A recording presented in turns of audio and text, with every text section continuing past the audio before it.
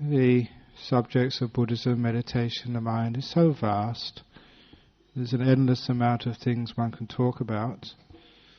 And because I've given many talks here in the past, and many of those talks have been put on tapes and CDs, I'm very glad to actually hear suggestions for talks. And I was handed an email just a few moments before coming in here where somebody suggested I talk on the Buddhist idea of mudita. It's actually a person, if I looked at the email properly, from Canada.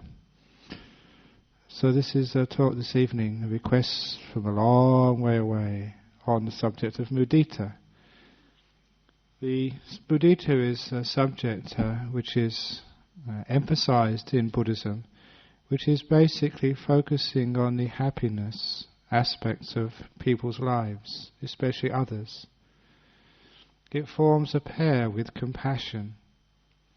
And it's fascinating that when we look upon compassionate actions, compassionate speech and compassionate thought in the world, that it's good to realize that there's another half which should really go with compassion, which is signified by this word mudita.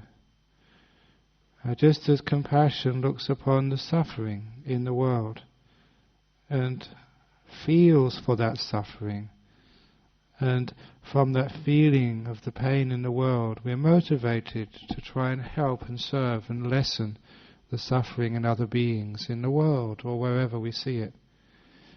But in the same way that we also develop this other half, this partner, this invisible partner of compassion called mudita, which instead of looking at the suffering in the world, actually looks at the happiness in the world, at the success of others, at the freedom of others, at the joy of others, and also at those things inside of oneself.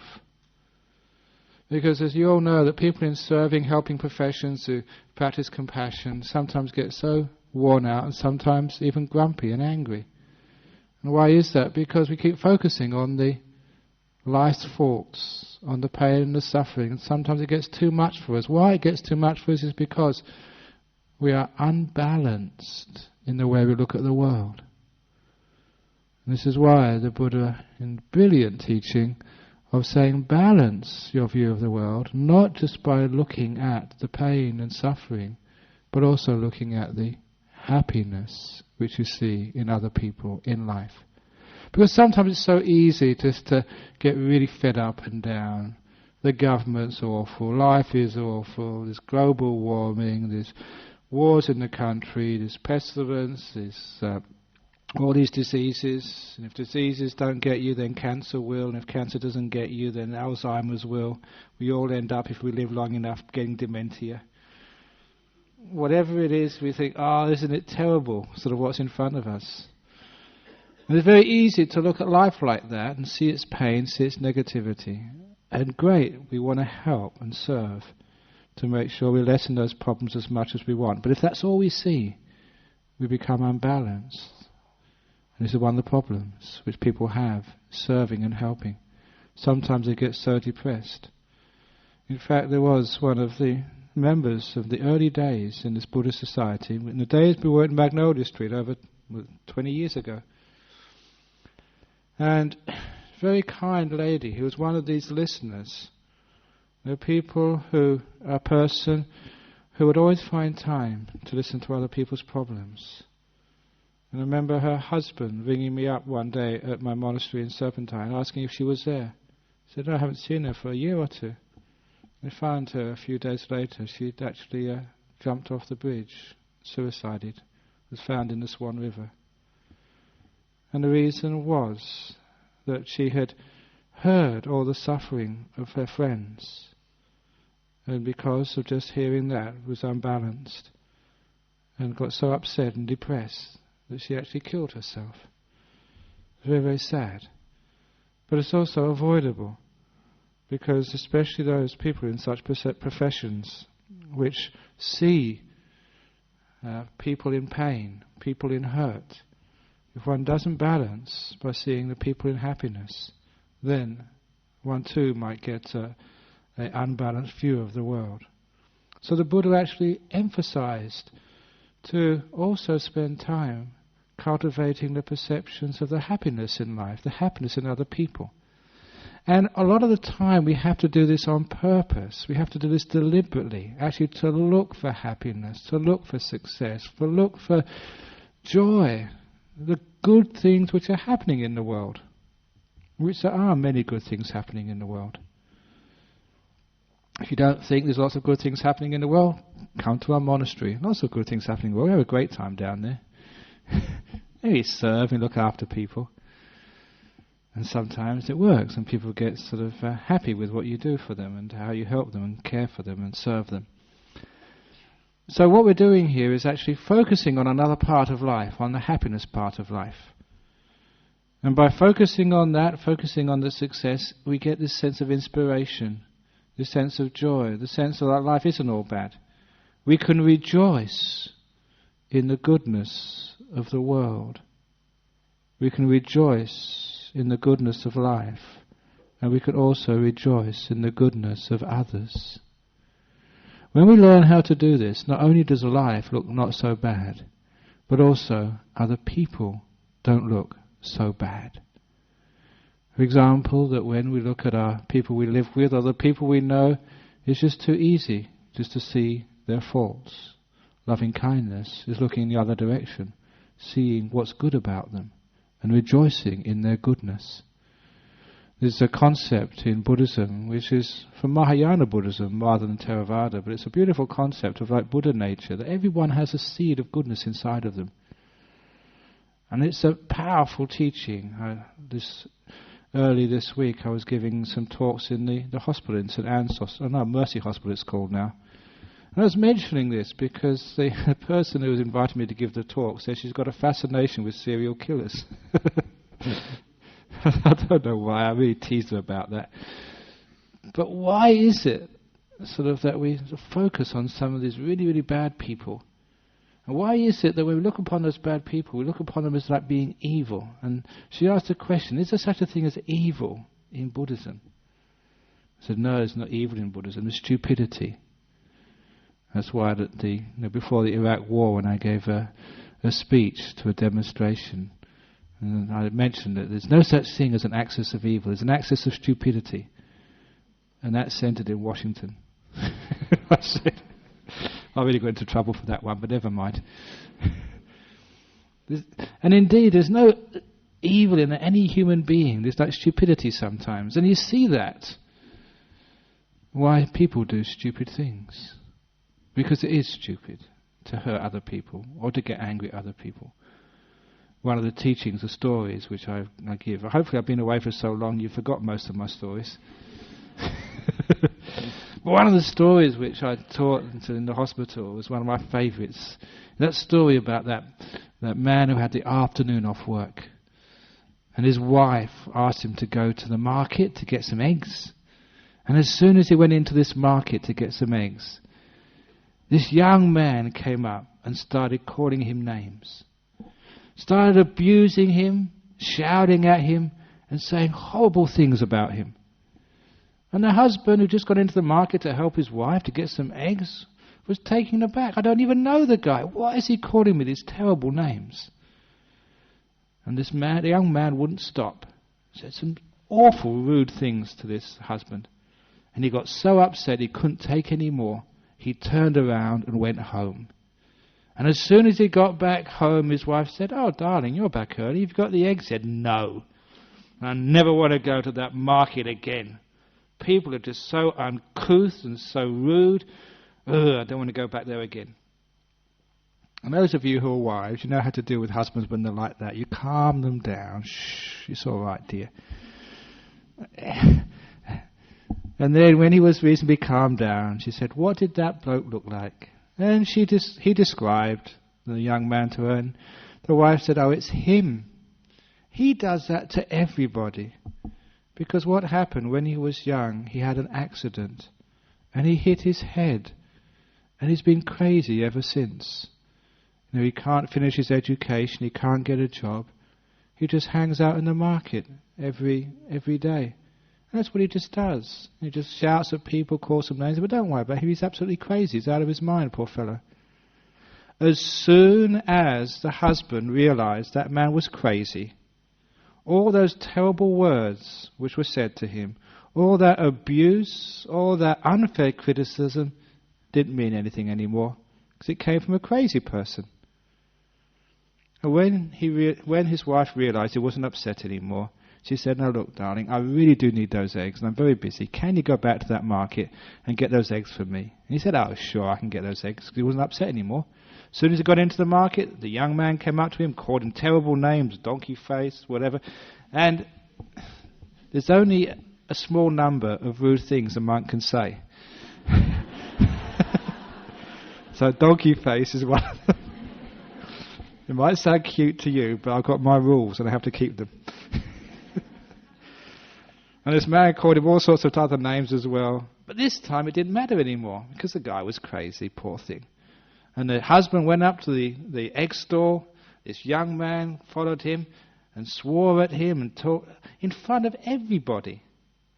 But the lady behind the egg store said, "Don't worry about him, he's crazy." "Yeah, I've just been told, poor thing." And they sort of talked about him with compassion, because he couldn't really live a proper life. That's all he could do, just hang around the market abusing people. But he was crazy. He bought his eggs and he went home. There was no problem at all.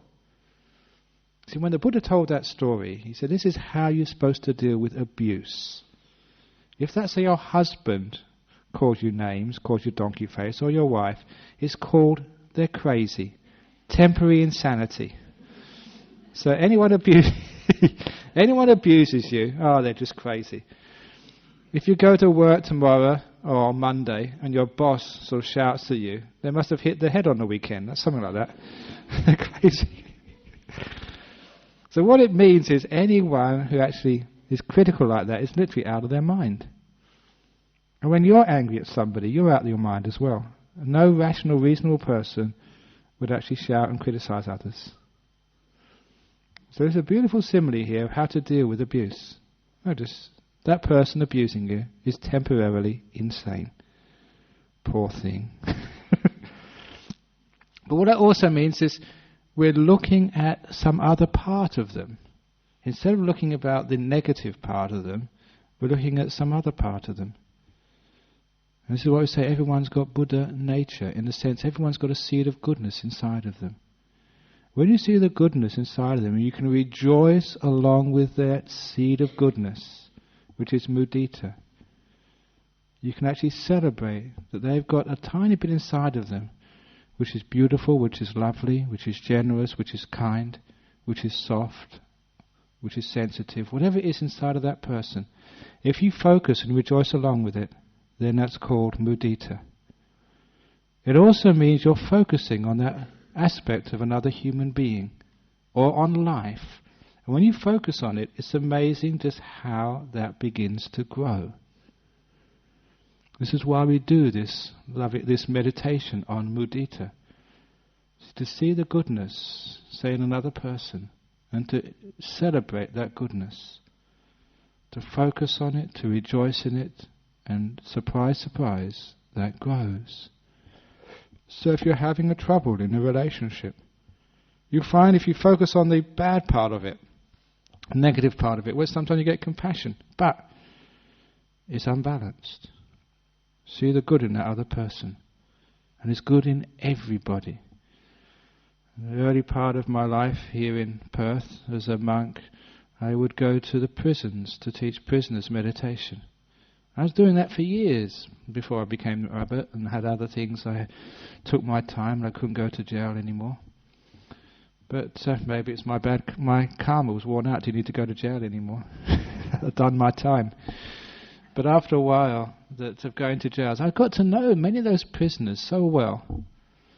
And they began to sort of open up to me. And one of the things which I always found from the prisoners, when they came early and they just had a chat to you, they always used to say that they all felt so bad about the crime which they committed. They said, every time we wake up in the morning, I see my prison clothes and see where I am, I'm reminding of what I did to get in here. Every time when you sort of have to line up for the muster where they count the prisoners in the jail. They're reminded of the crime which they did while they're in here. All through the day and when they go to sleep at night, alone in their cell, they're reminded of what they did. So never a day, never an hour goes past, except when they're asleep, when they don't think of what they've done. He says, there's no such thing as a prisoner who hasn't got guilt. They hide it and don't tell it to other people. When you get to know them, they all tell you what they've done. And this is one of the problems which I found when teaching in jail. Always focusing on their fault, what they've done in the past. And never having the time to actually focus on something else. To have mudita for the goodness which is in their hearts. And many of those prisoners were very fine human beings. Human beings who'd made one or two mistakes in their life and got caught. Whereas many of us, we make one or two mistakes and we get away with it. And when you try and focus on the good things in their life, their Buddha nature, if you like, that part of them which is noble, which is caring, which is beautiful, when you actually start to focus on that and relate to that in those prisoners, that's when the prisoners really love you being around. Because imagine what it's like being in jail. Everyone relates to you as a prisoner, as a convict, as someone who's done a terrible thing. So few people relate to you as something else. When you start to relating to someone else, you see a good side in a person. It's amazing that they respond to that so well that they start to show their good side more and more. And when they show the good side to other people, they show it to themselves. When they show it to themselves, they realize they're not as bad as they ever thought they were. And there the healing, the rehabilitation begins. It's the same as our rehabilitation. When we're talking about mudita, it's not just of other people, seeing the good side of other people and rejoicing in other people's goodness. It's also rejoicing in our own goodness as well. Sometimes that when we make a mistake, we dwell upon it all day. Not all day, but all weeks. And oh, what a stupid thing I did. I shouldn't have done that. But how often do we actually dwell on the beautiful things we do in life? This is called mudita towards ourselves. When we look at our goodness, we recognize the kindness, the generosity, the selflessness, the beauty inside us, the Buddha nature inside us, if you wish. We look upon that and we rejoice in it, is the important point. We rejoice in our goodness. What happens when you start to rejoice in your goodness is actually you're recognizing it. We're recognizing it. It starts to grow. You start to cultivate it, and it becomes more and more. Actually, you find that goodness, that kindness, grows and grows and grows. Which is why we do mudita towards ourselves. It's actually encouraging and cultivating our inherent goodness. I know I was taught as a young man that if you do anything good, you should never pat yourself on the back or seek for praise. You should just do it and hide it. And sometimes you hide your goodness so much that not even you can find it. And sometimes we get depressed. We get fed up because we think there's no goodness inside of us. All we can see is our faults and what's wrong with us. And so sometimes we need mudita to go searching for our goodness. See if there's anything inside of us which is worthwhile. One of those stories I heard from one of the members who used to come here, but he's not here today. It was a story from a funeral in the United States many years ago. At the funeral of this elderly man, his wife gave the eulogy. And when she was describing her husband's life, she described an incident which happened when he was at primary school. And the result of this incident, from a very, very brilliant teacher, had actually helped him through many of the crises of his life. Times when he felt so alone, when he felt so sad and burdened with the suffering. Something which could actually help him put himself through the dark times of life. What had actually happened was, in the primary school class, there was some sort of altercation, some sort of argument, almost coming to a fight. And the teacher had stopped the class doing what they were doing before. In order to bring a sense of peace and harmony, she got the two factions, sat them down, gave them a piece of paper and a pencil, told them first of all to rule a line down the middle lengthwise of the piece of paper, and to choose one of their enemy, one of the other side they were arguing with, write their name on the top, and on the left-hand side of the paper write all the stupid things that person does, all the things you hate about them, you dislike about them, all their faults, as much as you like. And so all the kids were writing about their enemies, all the terrible things they did. And they filled out the left-hand side of the paper. Now on the right-hand side of the paper, write down all the things you like about that person, all their good qualities, all the things you respect about them. And they had to do that. It took a bit longer time, but they wrote down on the right-hand side all the things they respected and cared for about their enemy. And she told them to carefully sort of tear the paper down the middle along the line. The left-hand side, all the things you hate, screw it up, put it in the bin. The right-hand side, give it to that person you hate. All the things you like about them. And after that was done, he got his half from his enemy, all the things his enemy actually liked about him. And his wife said he kept that piece of paper throughout his whole life. And whenever he felt sad and upset, he'd get that piece of paper out and read it to himself about a person in school who didn't even like him, respected his good qualities. Mudita, focus on those good qualities. And that would pull him through many crises.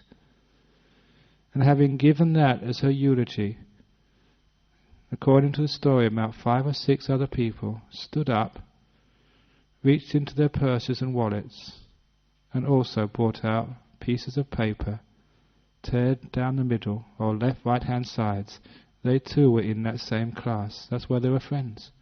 And they too had kept that piece of paper throughout so many decades. That too had pulled them through so the very dismal days of their life. Because what it was doing was showing them how to focus, not just on the faults and the pain of life, but also to focus on the happiness and the good side. It's there, but sometimes we just can't see it because we don't want to see it. The Buddha was very brilliant in his analysis of the human mind, and just to show just how we get into these ruts of negativity, where we just only want to see what's wrong. We only want to see the faults. We only want to see the rubbish side of life. It's called when we're negative, when we're angry. When we look at the people we work with. We look at the people we live with. Our husband, our wife. After a while, it's just too easy to see their faults, to amplify those faults and to hate the person we once loved. Your brothers and sisters you grew up with. People you played with, you cared for. Maybe later on in life things happen and you don't like each other anymore. Why? So often as we're focusing on only part of the story. The left-hand side of that page. We really want to actually look at the right-hand side of the page as well. The mudita side. And if we can do that, it's amazing just how we can have compassion, peace, even love for all sorts of beings. In jail, even though there was murderers and rapists and things like that, you could still have compassion, kindness, even love for all those beings. Once you saw the right-hand side of the paper, the mudita side, you could actually rejoice in the goodness of the rapist. Were they a rapist anyway? They'd done that act 1, 2, 3, 4 acts, I don't know how many times, but they'd done many other things in life. It's just too easy just to sum up a person by a handful of terrible, mean acts which they've done in their life. Can you really sum up a person like that? Is that fair, ignoring anything else they'd ever done? I don't think it is fair. It's not rational. So how can we judge a person so cruelly? They have got a right-hand side of that paper. Things which are good and kind and generous and wonderful about themselves. And so have you. We also got a right-hand side of the paper. So that's why Mudita actually looks at ourselves and celebrates the goodness we have. What have you done today which has been beautiful and good? When you go home at night, do you think of all the good things you've done? Or do you think about the stupid thing which you did today? The thing you got into trouble for? Your faults, your mistakes? You see what I'm talking about here? That, yeah, you got to recognize those mistakes, but not to dwell upon them, and to balance them with all the good things. Then you feel good about yourself. What happens when you feel good about yourself? You feel happy. It's a path to happiness. When you feel happy, you tend to do more good things. When you feel miserable, you go home and you tend to kick the dog. If you haven't got a dog, the cat. If you haven't got a pet, you kick your husband or your wife or whatever. You want to kick something. You want to get... Ugh. This is what happens when you're grumpy, when you're unhappy. But imagine you go home really happy, or you go home from the Buddhist society here with a big smile on your face. Then how are you going to deal with your people back home? Of course, you're going to do more good things. You're going to be more positive, more caring, more happy, whatever. So from happiness, more giving to others. So it's in your interest and other people's interest to cultivate happiness. So we actually learn how to cultivate happiness as a Buddhist. That's why that the basic Buddhist teachings, which we call the Four Noble Truths, you may have read that in the books, but those who've been here before know that I rearranged those Four Noble Truths into actually what really is the heart of Buddhism, the heart of any spiritual life, the heart of religion, what religion is all about. Four Noble Truths. First Noble Truth is happiness. Second Noble Truth, the cause of happiness. Third Noble Truth, that there is sometimes unhappiness. And the fourth Noble Truth, why there is unhappiness. And this is actually what life is all about. Finding what happiness is, what its cause, why there's unhappiness, what the cause of unhappiness is. That's basic Buddhist Four Noble Truths. And when we start to understand that, we understand why the Buddha gave all these beautiful teachings like Mudita, to create happiness in our life. A sense of being at peace with ourselves, or rather appreciating ourselves and appreciating others and appreciating life and appreciating our government. Why do you laugh? I knew you'd laugh. How about having some mudita to your government? Okay. We all think, that's a really tough one, having mudita to our government. But my goodness, it's much better than some of these other governments in the world which will arrest you and put you in jail and torture you without any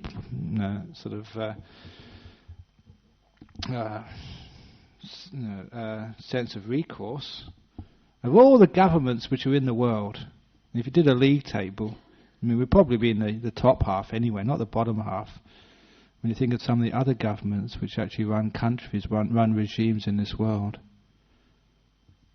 So we should have a bit of appreciation for any government, no matter what kind of government there are. Any person, any policeman, anybody who's actually trying. There could be much worse, I'm saying. And many of you probably know what it means by being much worse. Somebody told me, was it in a documentary recently? It just comes to my mind. On television, of course, we haven't seen television for 30 years. But apparently there's a documentary, somebody in some African country, or somebody invaded their country, a woman was put in jail and was tortured and raped every day. If I remember correctly, someone telling me this a few days ago. And that's why there was actually this lady who invited me to the hospital. That's why she was telling me about this story. And she said that what actually got her through this terrible nightmare existence until she was eventually released. That's the one day after being raped and beaten, when she was laying sort of on the cobbles of the courtyard, bruised, bleeding, in pain. She looked up and saw, I think, the head of the guards, the torturer himself, the boss, smoking a cigarette with his friends, taking a break, and talking about he'd just bought a puppy for his son, and just how his son would feel so happy that when he brought this surprise gift back to his little boy. She saw a spark of goodness in her torturer, and she said that was what pulled her through that terrible time. Powerful story. I'm not sure if I'm reporting it correctly, if there was actually such a documentary recently on the television, but this is actually what she was telling me. And I can understand that that's feasible. I can understand why that would work. Because sometimes that when we get hurt by another person or by life, sometimes that when we just see the pain, when we see the hurt, sometimes it gets so black when we can't see any light at all, we want to give up. Depression, suicide, there's no hope. But when we see the Buddha nature, even in our torturers, then it gives us hope. There is such a thing as goodness in the world. We can develop this mudita, this celebration of the goodness in others. And an amazing thing happens, that it does grow. The people we are with tend to show that side more to us when we recognize it. And we show that side more to ourselves. Sometimes, as a monk, you may not think this, but I work very hard and I sometimes get very physically tired. Some of the things which I do are just teaching overseas, teaching here, doing administration, teaching the monks. Sometimes there's a lot of things on my plate. Sometimes I get very tired and I have to give a talk. Remember once just going to a meeting of the monks in England. As soon as the meeting was over, I had to get a plane from London to Singapore to teach at a conference. Straight off the plane, straight into the conference hall, and just going for it all day, teaching. The reason why I get those energies is because when I get tired, I start to focus on all the good things I've done that day. I look upon the service which I've given. I deliberately focus on the beauty inside. I forget about all the faults and the silly things which I've done. And when I start to focus on the beauty and the goodness which I've done, I'm actually bringing up the perception of the good karma. And when I do that more and more, I get a sense of happiness coming up. I'm celebrating goodness. When I celebrate the goodness, I get happiness and energy starts to come up. And that's one of the ways I've got this energy source inside, by focusing on the goodness. What happens when you focus on the badness? What sort of energies do you get? You get depressed, you get tired, you get really fed up. What's the point? And you can never get out of the ruts and the holes of life by focusing on the faults and the badness. You just get deeper and deeper into a hole. And you can always focus on the goodness. There's always something good there. Just we were talking the other day about even like the epitome of evil in the world. They were talking about not George Bush but Adolf Hitler. I shouldn't do this. But he's not a bad guy. Adolf Hitler. I should have brought this, but every now and again, I don't know what I'm going to talk about, but every now and again I bring this poem, which is a poem about a love of a son for his mother. It's a very beautiful poem. I think the last time I brought it here was like Mother's Day, and there's a Friday night, or Mother's Day weekend, and I brought this poem and I read it out here. It's a beautiful poem about how you should look after your mother, how you should love her, and it doesn't matter what she's like, if she speaks a bit sort of roughly to you. She's your mum, so be careful for her, love her, and care, because she cared for you. Having read out this poem, then I read out the name of the author, Is Adolf Hitler. A beautiful little poem by Adolf Hitler. And I love doing things like that because that's like, what? See how we judge? We always look at the bad side of a person. That bad side is there, but there's always the other side as well. Now we look at ourselves. We look at the people we live with. We look at life. What is your attitude towards life? Do you really want to be happy? This is one way of doing it. Focus on that happiness. If you start focus on that happiness, it grows. If you always... What's it like when people always look at your faults and tell you off? Do you really want to try to get better or just get fed up? It's amazing that when you start praising other people, you praise yourself. Mudita, rejoicing in other people's goodness, rejoicing in the goodness of life, rejoicing in your own goodness. When you praise, try it out. It grows, the goodness. You don't become a worse person, you become a better person. Life becomes better. You know that from your own experience. Where you work, how often is it your boss praises you for what you've done? And how often do they tell you off for all the rotten things or when you make a mistake? What would it be like if your boss started praising you? Would you work harder or would you work less? What happens if they're always on your back, criticizing you, pointing out your faults, saying you're not work hard enough? Does that make you work harder or you want to work less? It's obvious from your own experience. You should know that if you get praised and encouraged, you want to work harder. You want to live up to, you want to help out that person. That's why that somebody came to my monastery last week. And they asked me, said, do you ever get angry? And I said, ask the other monks. And they asked one of the Anagarikas who'd been there a long time, said, I haven't seen Ajahn Brahm angry for years. I don't shout at people. And that's why monks work so hard for me. On our committees, I asked the president, when was the last time I shouted at him? And that's why he works so hard. This is actually how you get people to help you. Because you want to help, you want to serve, you want to sort of look after people who are kind to you. So what I'm saying is when you focus on goodness, you get the most out of other people, the most out of life, and the most out of yourself. So we don't need to be overcritical. We need to develop much more mudita, celebrating, rejoicing in the goodness of ourselves. That's why when a person does do an act of goodness and kindness, go and celebrate it. Feel good about yourself. Pat yourself on the back.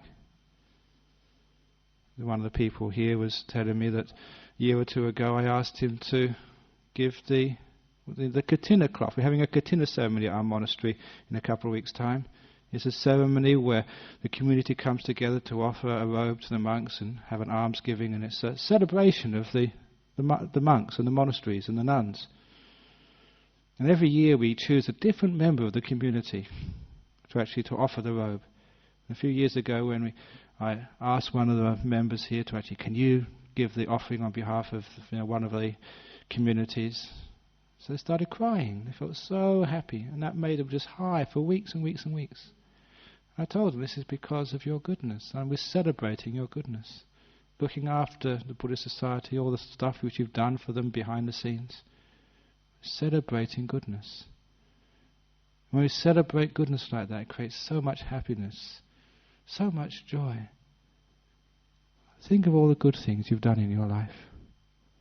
Celebrate them. Feel good about them. You've actually contributed. You're a good person.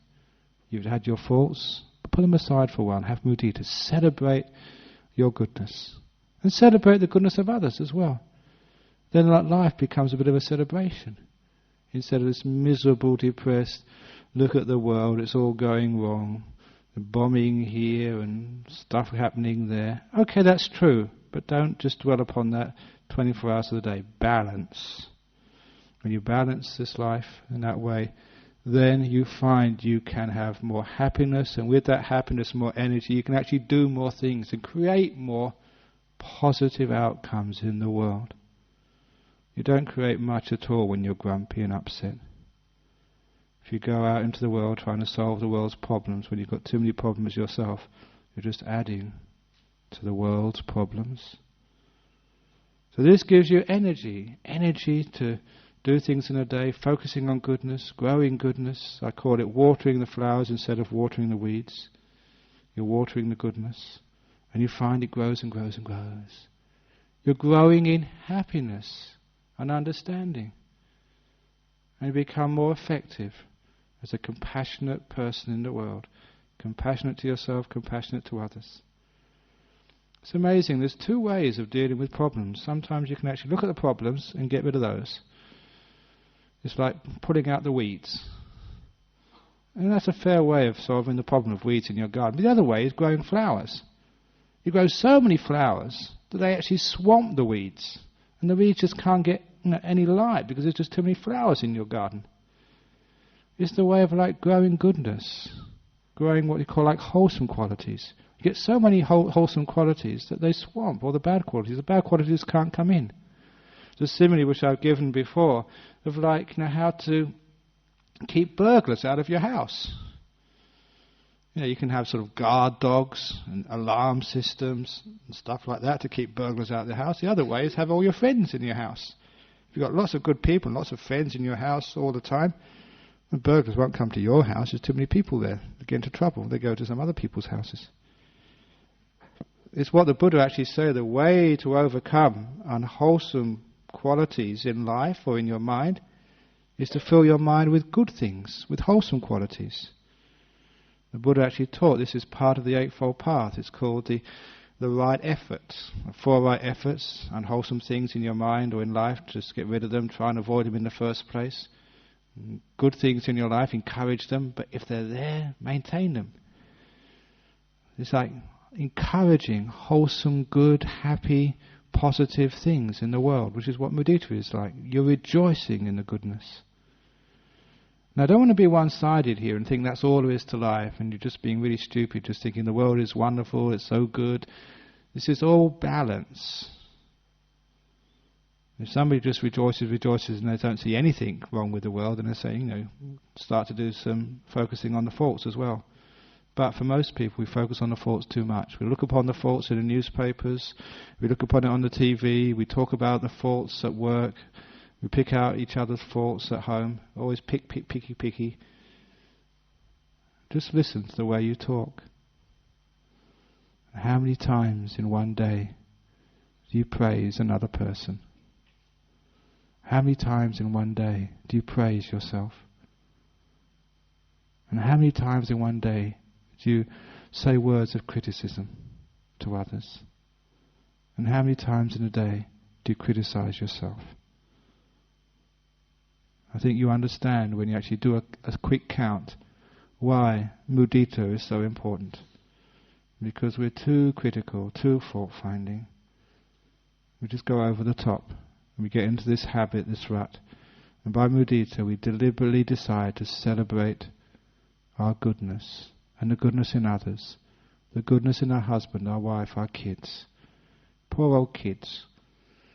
They have so many pressures on them. And we're sometimes always criticizing them, saying they sort of spend too much time on the computer, they do this, they do that. Praise is so important for a child, to know they're loved and they're respected and they're cared for. So please, have some mudita to your child. As a school teacher, I practiced that with the kids I taught when I was a school teacher before I became a monk. That's actually one of the reasons why I became a monk. Anyone teaching school would know what I mean. Little hooligans. No, they weren't that bad. But in this story there was one kid, as there must be every year, who came bottom of the class. This poor child, in a class of 30, came 30th. And when we give out the results, you came first, second, third, fourth. This child came 30th. And you could see he looked so depressed and upset. Imagine what it's like, come bottom of the class. You have to go home to your parents with your report, bottom. So I went up to this kid afterwards. I saw he was so depressed. And he's a boy. And I said to him, look, don't be so depressed. And he said, what do you mean, sir? I'm bottom. I'm going to be in big trouble when I get home. He said, look, in Buddhism, because I was a Buddhist then, we got this idea of like a bodhisattva. A bodhisattva is like someone who sacrifices their own happiness for the sake of others. And I say, like, you're like one of those bodhisattvas. You have taken this awful position of bottom of the class, so no one else has to suffer. It's such an enormous sacrifice you've made of becoming bottom, so no one else has to have this terrible position of being number 30. And he says, you're just so kind and compassionate. You're much better than these other guys over here who've been so selfish, just looking after how well they can do. You've actually thought of others by taking this terrible position. Actually, you deserve a medal for coming the 30th and being like the bodhisattva, sacrificing your own happiness for the sake of others. He thought I was crazy. But he laughed, and because he laughed and thought I was crazy, he got out of his depression for a few minutes. And of course, what does it matter? 30th, you come bottom of the class this time and you come top the next time. You always change around. They didn't feel so bad. So it was an example of Ajahn Brahm's crazy mudita, of finding something to celebrate about being bottom of the class. Are you bottom of your class? If you are the most abject, miserable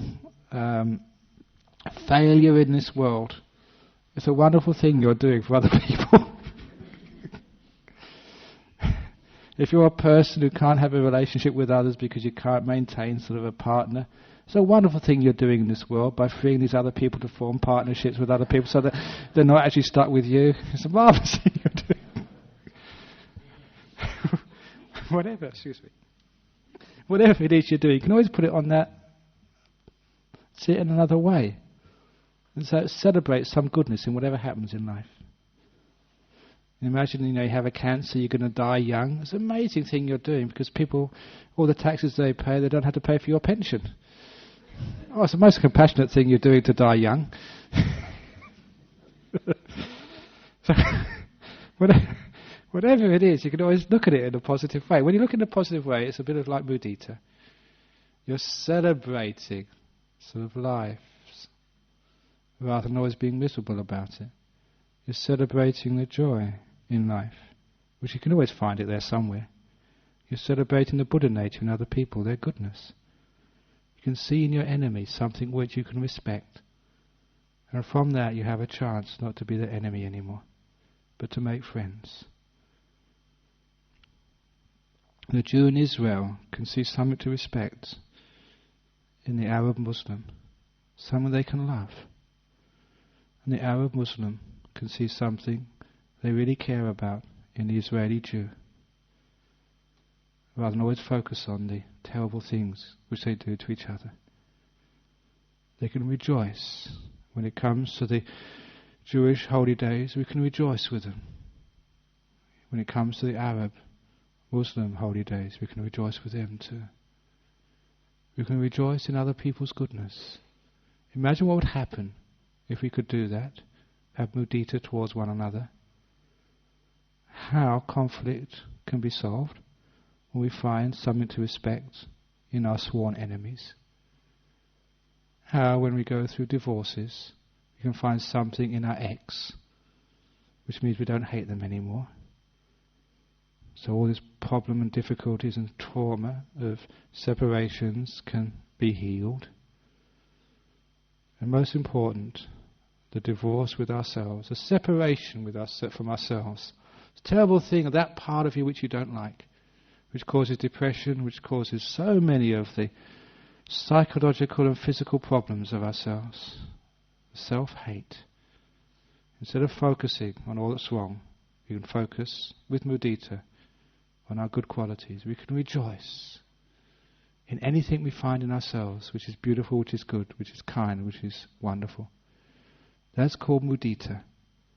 When we do that deliberately, we find happiness grows, and we actually do become better people.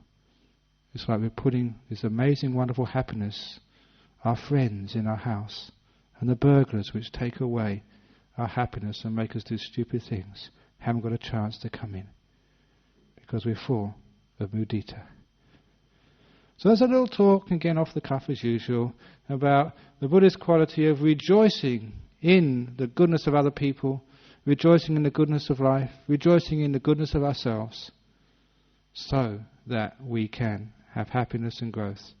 It's a valid way of growing goodness in the world, instead of just looking at the faults and trying to fix up all the faults. So thank you for listening. That's the first of the season. Hope I'm in form. See what happens next week. So,